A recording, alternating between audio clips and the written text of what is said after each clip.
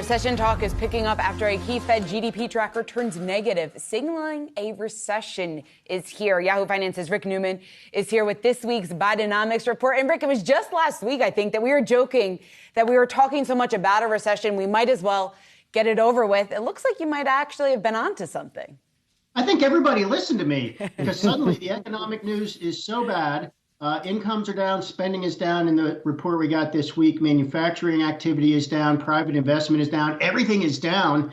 And the Atlanta Fed GDP Now forecaster just a few days ago is predicting small growth in GDP in the second quarter. Now it says we could have more than a 2% decline in GDP growth in the second quarter. Now, if that's true, think about this. We did have 1.6% decline in GDP growth in the first quarter. So that would mean back-to-back quarters of a shrinking economy. And that is what you might call the old popular definition of a recession, back-to-back declines in GDP. Now, that is not the operable definition of a recession today, but this is getting a lot of economists' attention who are saying, holy cow, we did not really see this coming. And it's possible that we might actually be in this recession that we've been talking about for like the last 2 or 3 months.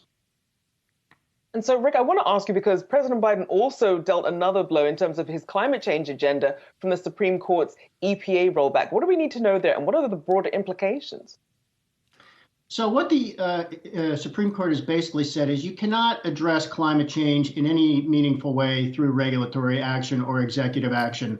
Biden, like President Obama before him, has been trying to tighten up on climate rules through executive action because Congress won't pass the laws that it takes to do this. Obama had the same problem. The Supreme Court has basically said, nope, that's not good enough. So what this tells us is it seems like a setback for climate activism, but this also makes it very clear now that for us to start to make progress on this, Congress needs to take action. Congress cannot keep punting.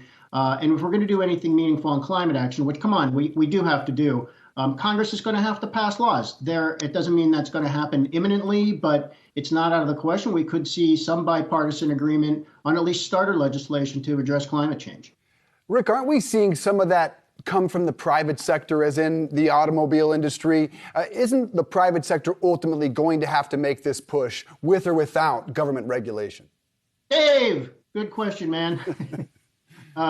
That's already happening. So, I mean, what's happening with the response to global warming so far is industry is ahead of government, and that's because industry thinks there's money to be made here. I mean, Tesla is the best example of that.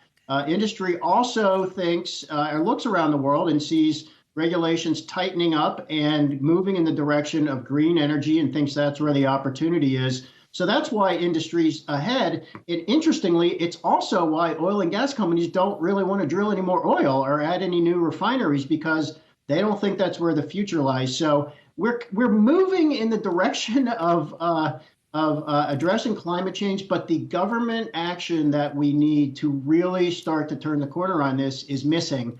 And it's up to Congress to do it. There's no other way to put it at this point. And we know that President Biden was really looking at the clean energy push to be a way to sort of bring in new jobs as they try and wean off fossil fuel. What does that mean then, once this now goes back to the states, in terms of perhaps job growth in the clean energy sector? I think there's been too much happy talk about what the benefits of adopting green energy might be without addressing the trade-offs as well. And, you know, we talk about phasing in green energy and phasing out fossil fuels. Well, guess what? Because we are phasing out fossil fuels, that's why we're in the energy crunch we're in right now. And one of the things that is just missing from the whole idea about how to move over to a green energy economy is a transition plan. How do we phase out fossil fuels and phase in green energy without these huge gaps developing where we don't have enough fossil fuels, but we haven't yet replaced that with green energy? And I think that's what you could call it an energy shortage right now, which with $5 gasoline. I think that is what this is telling us, is we need a plan to try to manage this transition so we don't end up getting rid of the one thing we need before the replacement is here. And that is, I think, going to be very, very tricky for the next, who knows, decade or two.